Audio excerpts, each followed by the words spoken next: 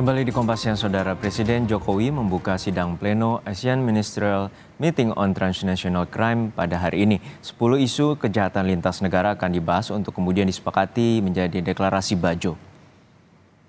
Presiden Jokowi membuka sekaligus memberikan sambutan secara virtual dalam pembukaan sidang pleno EMMTC ke-17. Presiden Jokowi berpesan aparat penegak hukum harus bisa lebih adaptif dalam menanggulangi kejahatan lintas negara yang semakin masif dan kompleks.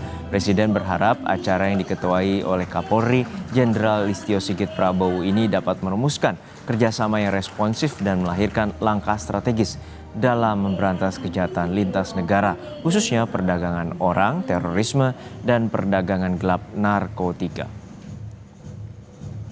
Kita perlu membangun kolaborasi berkelanjutan, melakukan pertukaran informasi, memanfaatkan teknologi, serta meningkatkan kapasitas dan profesionalitas aparat. Saya berharap dalam pertemuan ini dapat dirumuskan agenda kerjasama yang responsif, yang berisi langkah-langkah strategis sehingga dapat menjaga kawasan ASEAN yang aman, yang damai dan sejahtera.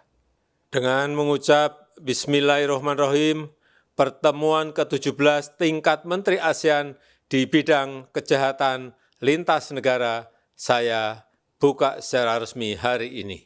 Terima kasih. Wassalamualaikum warahmatullahi wabarakatuh. Sidang pleno ASEAN Ministerial Meeting on Transnational Crime ke-17 tengah berlangsung di Labuan Bajo, NTT. Lalu apa saja fokus pembahasan para delegasi setingkat menteri ini dan adakah konsensus yang dihasilkan? Kita bergabung dengan jurnalis Kompas TV Asri Gunawan di lokasi pertemuan di Labuan Bajo. Asri, ada 10 isu soal kejahatan lintas negara yang dibahas dalam pertemuan kali ini. Lalu apa saja isu yang menjadi fokus pembahasan dan apa saja hasil dari pernyataan bersama atau deklarasi Bajo?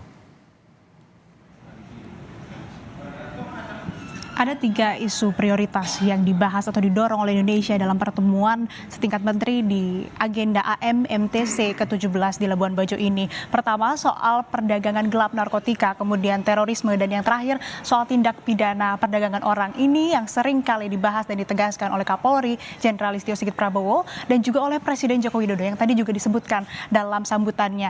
Nah, dalam 2 bulan terakhir ini, polisi ini melakukan tindak lanjut dan menjadi fokus untuk memberantas tindak pidana perdagangan orang. Ada 2.000 orang yang berhasil diselamatkan dan berhasil menetapkan 900 tersangka. Lantas seperti apa kerjasama dan juga bentuk-bentuk koordinasi dengan negara-negara ASEAN dalam menangani tindak pidana perdagangan orang? Kita akan membahasnya lebih lanjut dengan Kadif Humas Polri, Irjen Pol Sandi Nugroho. Selamat siang Pak Sandi, sehat? Selamat siang Mbak. Pak, yang dibahas dalam AMMTC ini yang menjadi fokus kan disebutkan oleh Pak Kapolri, oleh Pak Presiden juga adalah terkait dengan TPPO. Nah, lantas sejauh ini sudah sejauh mana dan seperti apa kerjasama antara Indonesia dengan negara-negara ASEAN? Baik, tindak lanjut tentang pertemuan yang dilaksanakan oleh Presiden pada bulan Mei yang lalu, yaitu tentang KTT ASEAN, ditindaklanjuti oleh Bapak Kapolri pada AMMTC kali ini dengan mengambil topik-topik yang sudah dipersiapkan tentang kejahatan transnational crime. Ada 10 isu, diantaranya adalah TPPO. Untuk TPPO sendiri tentang tindak pidana perdagangan orang menjadi suatu hal yang sangat serius dan menjadi kesepakatan para kepala negara yang hadir pada KTT ASEAN pada waktu lalu, bukan hanya menjadi tanggung jawab atau isu tentang penegakan hukum saja, tetapi juga menjadi kewajiban atau tugas dari negara-negara ASEAN lainnya untuk melaksanakan kegiatan tentang pencegahan serta penegakan hukum yang terkait dengan TPPO. Hal tersebut disampaikan oleh Bapak Kapolri, Bapak Jenderal Polisi Dr. Andes Listio Sigit Prabowo pada waktu pembukaan, bahwa salah satu hal yang menjadi atensi pada pertemuan setingkat menteri atau para Kapolri di ASEAN ini adalah membahas tentang bagaimana tindak lanjut untuk penanganan TPPO di ASEAN ini. TPPO yang ada saat ini sudah bagus hubungan kerjasamanya, namun akan ditingkatkan kembali dengan kerjasama tentang pencegahan TPPO, kemudian penegakan hukum yang terkait dengan TPPO, maupun perbantuan terkait dengan korban yang terkait dengan TPPO tersebut.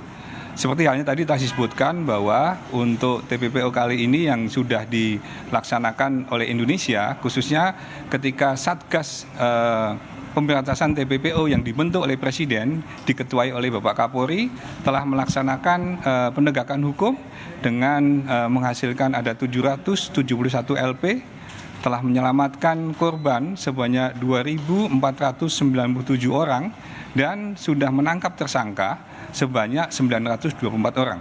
Hal itu merupakan bentuk keseriusan Polri dalam menindaklanjuti perintah Presiden dan yang sudah menjadi kesepakatan dalam kegiatan ASEAN untuk bisa dijadikan suatu pedoman bersama agar di kawasan ASEAN nantinya bisa terbebas dari TPPO. Untuk itu, selain adanya kerjasama yang terkait dengan pencegahan, tentang penegakan hukum, tentang pertolongan terhadap korban dan saksi, juga perlunya adanya peningkatan kapasitas building terhadap para pemangku kepentingan lainnya. Karena ada bagian-bagian di negara lain itu belum tentu polisi yang mengerjakan atau mungkin bidang lainnya. Kerjasama ini untuk bisa menyamakan persepsi sehingga nantinya ke depan kejahatan yang terkait TPO bisa kita laksanakan dengan kerjasama yang baik. Kuncinya dengan melaksanakan koordinasi, komunikasi, dan kolaborasi. Kerjasama yang dilaksanakan oleh negara-negara ASEAN ini akan terselenggara dengan bagus, dengan baik apabila adanya komunikasi yang baik dan adanya kolaborasi yang baik.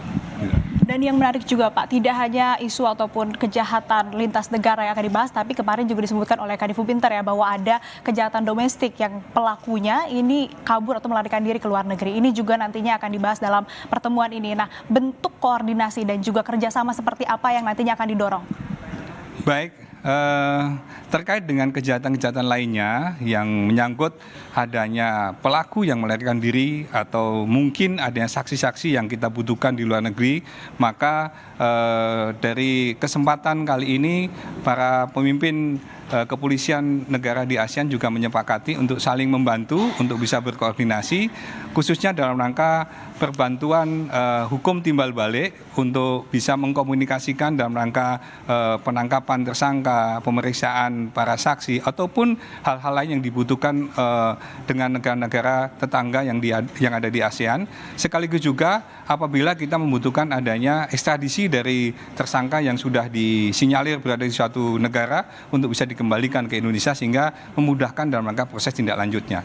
Untuk itu, dalam rangka kesempatan yang sangat langka ini, di mana Indonesia selaku ketua dalam AMTC ke-17 pada tahun ini mempunyai kesempatan yang sangat besar untuk bisa mengajak kerjasama dengan negara-negara di seluruh ASEAN dalam rangka menciptakan ketertiban, keadilan, dan kesejahteraan yang menyangkut adanya tindak pidana apapun yang terjadi di ASEAN bisa dilaksanakan kerjasama dengan sebaik-baiknya. Baik, harapannya semoga apapun yang diupayakan dalam pertemuan ini bisa tercapai dan hasilnya tentu bisa mengurangi kejahatan lintas negara di Indonesia. Baik, terima kasih banyak Pak Sadri untuk waktunya. Selamat beraktivitas kembali.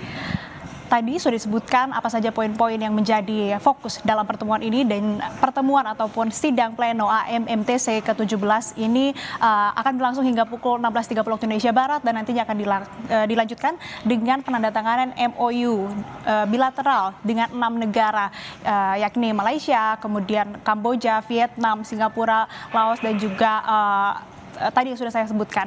Dan kita harapannya tentu saja dari pertemuan ini bisa memberantas dan juga mengurangi kejahatan lintas negara yang terjadi di Indonesia. Kembali ke Anda, Juno.